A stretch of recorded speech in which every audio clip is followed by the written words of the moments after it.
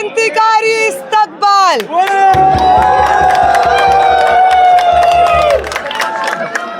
अगर आप नहीं होते हमारी 23 दिन की भूख हड़ताल के हर एक दिन, अगर आप नहीं होते तो हम ये भूख हड़ताल कभी खत्म नहीं कर पाते। अब मैं 2 तारीख पे बात करना चाहती हूँ। 24 जून 2015 ये तारीख याद रखिए, और आज 25 जुलाई 2026 जानते हैं ये कौन सी तारीखें हैं? पहली तारीख 24 जून 2015 को राजनाथ सिंह से जब सवाल पूछा गया कि इस देश की जो संपत्ति लेकर के एक पूंजीपति विदेश भाग रहा है, आपके मंत्रियों ने उसको कागज दिलवाए हैं तो उनका इस्तीफा लीजिए। तो राजनाथ सिंह कहते हैं कि ये यूपीए की सरकार नहीं है, ये एनडीए की सरकार है, यहाँ पे इस्तीफे जैसी चीज नहीं होती है। एक दिन याद रखिएगा, 24 जून 2015, और एक आज का दिन है जब राजनाथ सिंह अपने इन शब्दों पे अफसोस कर रहे होंगे।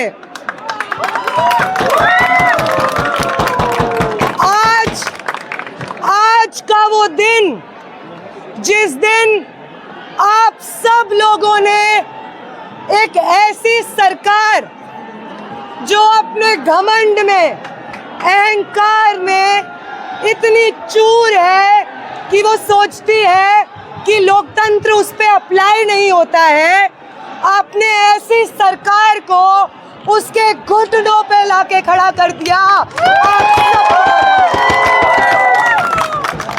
आप सबको बधाई। और ये किसी एक व्यक्ति विशेष का इस्तीफा नहीं है। हमारे समाज में जो कॉमन सेंस बन गई थी नाउम्मीदी कि इस सरकार में, इस रेजिम में चिल्लाते रहो, गला फाड़ते रहो, कुछ नहीं होता है। इस रेजिम के अंदर हमें जुल्म यूं ही सहते जाना है। इस रेजिम के अंदर हिंसा, मारपीट यही आम बन जाएगा।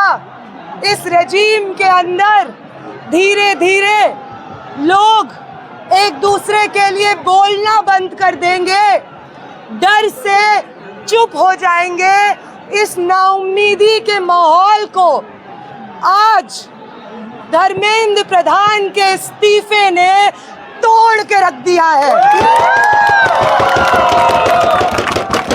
ये जीत इसलिए जरूरी है क्योंकि इस जीत का मतलब ये है कि जीत संभव है। ये जीत संभव है एक फांसीवादी बर्बर क्रूर निजाम के सामने। ये जीत संभव है आप और हम जैसे आम निहत्थे मासूम छात्रों की एकता से। ये जीत संभव है इसी दौर में इन्हीं लोगों के द्वारा। ये जीत संभव है, ये मतलब है धर्मेंद्र प्रधान के इस्तीफे का। और इसका ये भी मतलब है साथियों कि ये जो एक हमारी लड़ाई थी धर्मेंद्र प्रधान की जवाबदेही तय करने की, इसमें हमें जीत हासिल हुई है। और न जाने कितने संघर्ष अधूरे पड़े हैं हमारे, जिन्हें हमें इस जीत की ऊर्जा से प्रोपेल करना है आगे। उन तमाम जन आंदोलनों को इस जीत से ऊर्जा देनी है और इस देश में इंच इंच के लोकतंत्र को अपने बदन से, अपने जज्बे से छीन करके वापस लेंगे इन तानाशाहों से। वादा करते हैं हम आपसे कि आज आपकी हिंसा ने, 20 तारीख की हिंसा ने इस देश के नौजवानों को जो लड़ना सिखा दिया है, अब आपको अपने देश में हर एक फ्रंटियर पे सरकार को एक लड़ाई से गुजरना पड़ेगा, उसका सामना करना पड़ेगा। और जीत के मंच में, जीत के मौके पे उन संघर्षों को याद करना बहुत ज़रूरी होता है जिन संघर्षों से हम उस जीत को हासिल करते हैं, जिन संघर्षों से हमारे मूवमेंट्स बिल्ड होते हैं। तो यहाँ इस जीत से हम सॉलिडारिटी प्रोवाइड करते हैं उन तमाम लोगों को जो केन बेतवा के संघर्ष में लड़ रहे हैं, जूझ रहे हैं, जिन्हें पुलिस दमन का सामना करना पड़ा, उन्हें हम सॉलिडारिटी प्रोवाइड करते हैं। हम सॉलिडारिटी प्रोवाइड करते हैं जौहर यूनिवर्सिटी में संघर्ष कर रहे उन छात्रों को, जो छात्र अपनी यूनिवर्सिटी बचाने के लिए आज भी अपनी यूनिवर्सिटी के गेट पे बैठे हुए हैं, हमसे अपील कर रहे हैं कि हम आए और उन्हें सॉलिडारिटी दें। हम सॉलिडारिटी देना चाहते हैं उन तमाम पॉलिटिकल प्रिजनर्स को जिन्होंने अगर 2019 में इक्वल सिटीजनशिप की लड़ाई नहीं लड़ी होती तो हमें मालूम नहीं होता कि आज इस लड़ाई को लड़ना कैसे है। उनका कर्ज है हमारे ऊपर, उनका कर्ज है इस मूवमेंट के ऊपर। हम सॉलिडारिटी प्रोवाइड करते हैं उन तमाम जगहों पे डिटेन छात्रों को जिन्होंने आज, कल, परसों प्रोटेस्ट किया पेपर लीक के खिलाफ, हमारे साथ हुई हिंसा के खिलाफ, और आज इस सॉलिडारिटी को देने के लिए उनको पुलिस ने ज़बरदस्ती जेलों में भर के रखा है। निज़ामुद्दीन पे जिस तरीके की प्रोफाइलिंग हो रही है जामिया के स्टूडेंट्स की, और अभी भी 5 घंटा पहले 11 स्टूडेंट्स डिटेन थे निज़ामुद्दीन पुलिस स्टेशन में, हम उनकी रिहाई की मांग करते हैं। बिहार में आज बिहार बंद का कॉल था, बिहार बंद के कॉल से पहले 40 छात्रों को बिहार में कस्टडी में ले लिया था। हम डिमांड करते हैं कि उन छात्रों को तुरंत रिहा किया जाए। हम डिमांड करते हैं कि हमारे एक साथी मोहम्मद जुनैद, जिनके पूरे फैमिली को हरास किया जा रहा है सिर्फ इसलिए क्योंकि वो इस प्रोटेस्ट में शामिल थे, उनके परिवार का हरासमेंट बंद हो, पुलिस पूरी तरीके से इस तरीके का प्रोसिक्यूशन बंद करे।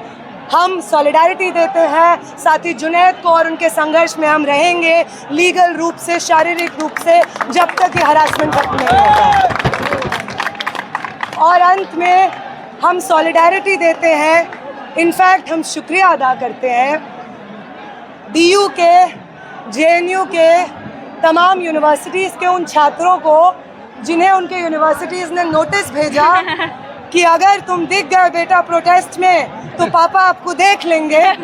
इन तमाम धमकियों के बावजूद वो लोग आज जंतर मंतर पे मौजूद हैं, कल भी मौजूद थे, परसों भी मौजूद थे।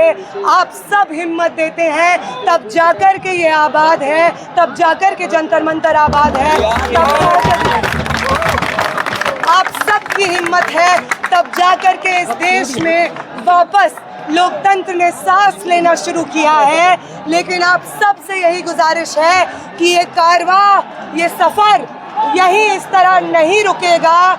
ये हर उस जन आंदोलनों में, अब जब आपने पुलिस के डंडे खा ही लिए हैं, जब water cannon, tear gas shells खा ही लिए हैं, तो अब आने वाली पीढ़ी को प्रोटेस्ट कैसे करना होता है, कैसे सॉलिडारिटी एक्सटेंड की जाती है, एक दूसरे का हाथ पकड़ा जाता है, एक दूसरे के साथ ना कि एक दूसरे के खिलाफ लड़ा जाता है, ये सिखाना आप में से हर एक इंसान का काम है जिसे इस मूवमेंट ने वो सब सिखाया है।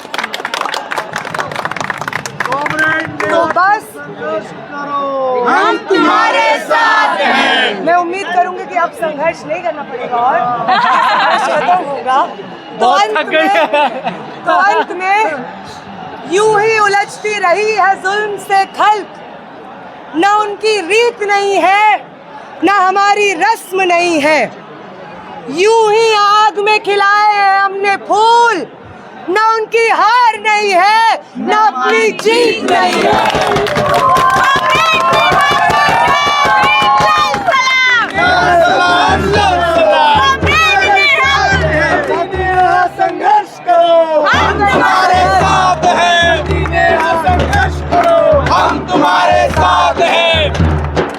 मोदी ने है जिंदाबाद जिंदाबाद जिंदाबाद